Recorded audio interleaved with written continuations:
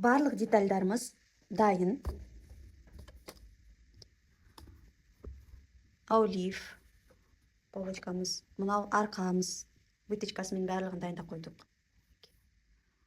Арқаның выточкасының маңызды нәрсе бағыттары бірдей болу керек. Бір-біріне қарап тұру керек, болмаса екі жаққа қарап тұру керек. Маңызды емес, сізге қалай ұнайды, солай жатқызамыз выточканы. Мынау кокетка, детальдар дайын, мынау алдының кокеткасы. Сборкамыз дайын, тесьмамыз дайын. Ары қарай осыларды жинаймыз. Ол үшін бірінші кокеткадан бастаймыз. Кокетка дегеніміз ол біздің жоғарғы бөлігін біз моделировать еткен кезде бөліп алдық. Мынау біздің жоғарғы бөлігі лиф. Енді оған арқаның кокеткасын бір-біріне қосамыз. Осылай қосамыз. Бағанағы әдіспен көктеп алсақ та болады, болмаса инемен түйреп алсақ та болады.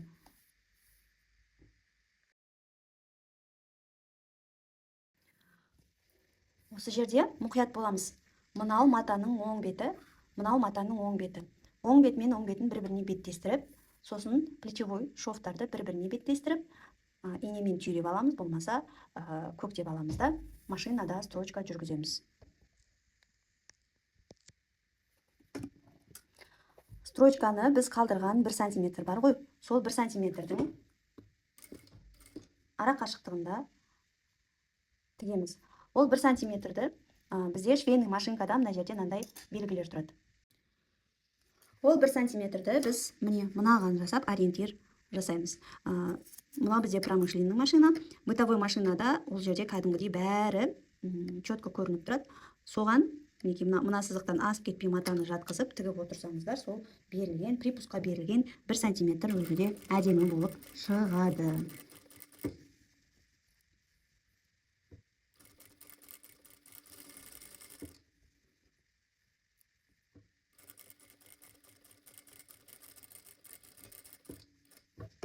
Ешқандай қиыны жоқ. Енді осыны барып оверлоктаймыз. Егер сізде оверлок жоқ болса, зигзагтасаңыздар болады. Ештеңе етпейді, әдемі шығады зигзагпен де. Сөйтіп екі иықты да қосып, тігіп, оверлоктап, одан кейін мен көрсеткен сияқты үтіктеп, тігісін жатқызып келеміз. Кокетканы тігіп алып келгендегі түрі, дайын түрі осындай болу керек неке. Тігіс тігілген, оверлокталынған, обработанный. Ары қарай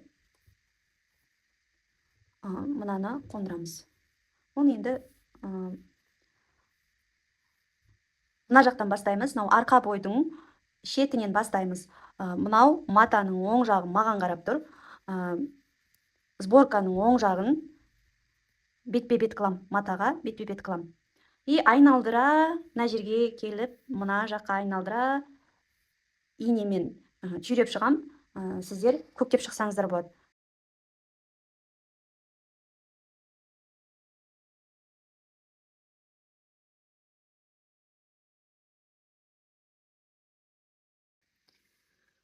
Мына бұрышына келген кезде сұрақ туындауы мүмкін, бұрышын қалай алып келеміз деп.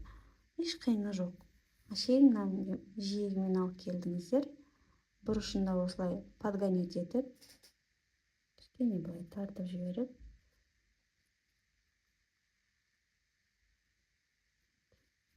осылай углға жету керек ең маңыздысы. Осылай айналдырып көктей береміз. Кокеткамен бүрмені бір-біріне жалғап, түйреп шықтым.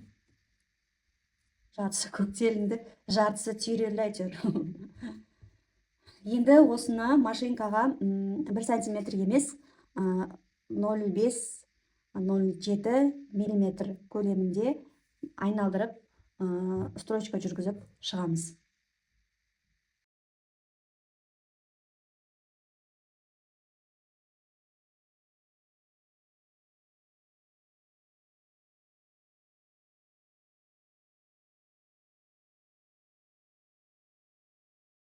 Енді ары қарай алдыңғы лифті, сосын кокеткаға арқа бойды жалғаймыз. Мына біз мысалы тігіп шықтық жаңа.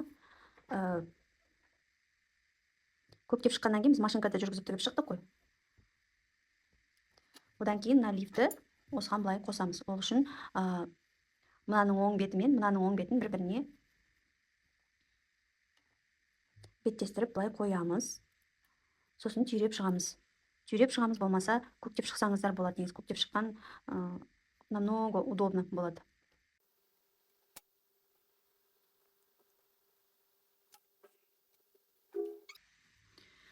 Көктеп машинкаға строчка жүргізіп келдім. Енді осыны оверлоктаймыз. Енді қараңыздар қыздар.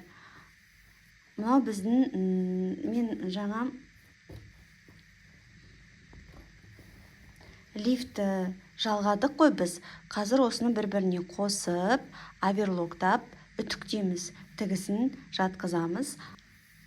Мынау біздің арқамыз, мынау алдымыз. Алдың жалғанды. Қазір бұны оверлоктаймыз, тігісін жатқызамыз.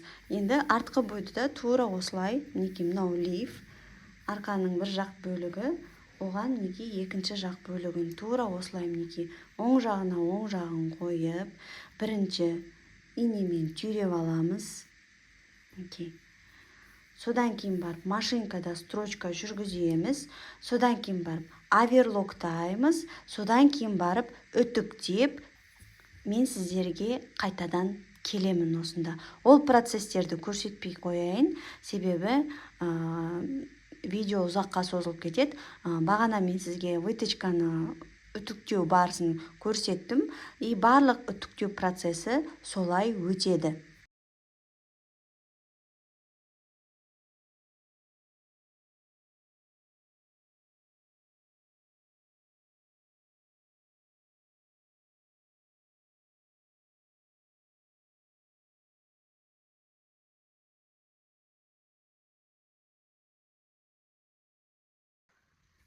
Ары қарай бүрмені деп түйреп шығамын. Бүрмені түйреген кезде, мысалы қараңыздар, бізде мына шов бар ғой, осы шовтан сәл-сәл асырамыз, мінекей. Көрдіңіз ба, мынау кішігірім былай астында көрінбей қалу керек. Тура осылай жүргізіп шығамыз.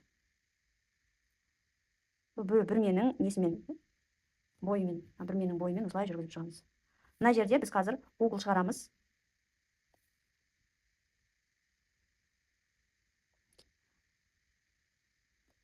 Бұл жерін, мінекей. Мынау угловой ғой. Мынау угловой бізде неге кетіп қалады? Мына жер бізде қолтықтың тігісіне кетеді. Осы жерге дейін алып келеміз да, мына жерден былай айналып өтіп кетеміз. Мінекей. До конца апармаймыз. Осыны байқаңыздар. Бірінші көктеп тігіп шығыңыздар, жарай ма? Әйтпесе қазір екі жұмыс болады. Мінекей. Мына жерден әдемі край шығады да, сонда, мінекей, уголок шығады. И осымен мына жаққа дейін барамыз. Енді мына жерде қараңыздар, бізде мына жерде жең орнатылатын орын. Біз 0,5 мм строчка жүргізіп қана бүрмені основной матаға жалғап тігіп шықтық, қосып тігіп шықтық. Енді мынаны тігетін кезде біз қатты тақамаймыз. Сәл-сәл алыстау аламыз, себебі бізде астында шамамен бір 3-4 мм тігіске кетеді.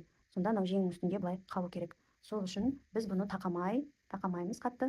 Сәл-сәл тігістен алыстау аламыз. Негізі осы моментті көп ойландым. Қалай алып келсем екен деп. Бірінші жеңді жалғап алғаннан кейін барып ажурный бейканы орналастырсақ та болады. Ол кезде бірақ қиын болып кетпейді ма деп бір ойландым. Осылай істеп көрейік деп тағы ойландым. Енді екі методты да істеуге болады. Егер мынаны істей алмасаңыз, онда жеңді бәрін орнатып болғаннан кейін барып осы бейканы айналдырып тігіп шықсаңыз болады. Екі варианты бар.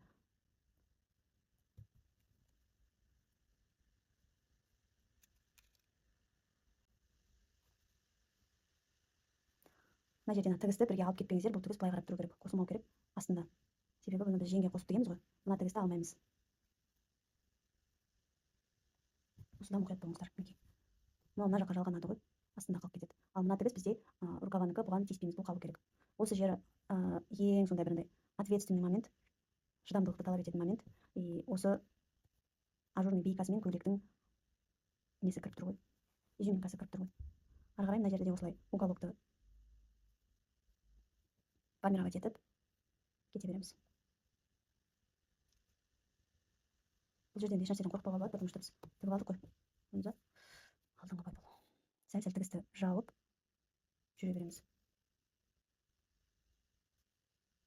Тесьманы тікпей тұрып, бірінші арқаның бойын тексеріп аламыз. мынаның башагына коябыз. Мына жерде екі шовты бір-біріне алып келеміз мінекей. Бір-біріне алып келеміз, көреміз, мына тесма бір-бірін түзіп жатыр ма? Вроде түзіп жатыр, иә. Бұл маңызды, себебі қазір біз молния тігетін кезде бірдей бір-біріне келіп шығу керек. Сосын мына жағын тексереміз. Ровно келу керек. Содан кейін барып, мынаны ашып, машинкаға мына жиегінен айналдырып, просто строчка жүргізіп шығамыз. Строчка жүргізген кезде машинканың астына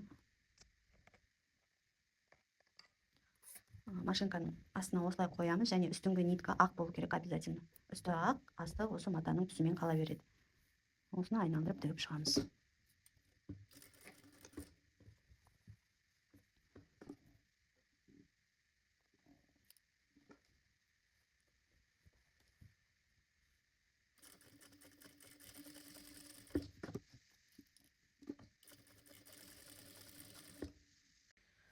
Осымен біз кокетканы бітірдік.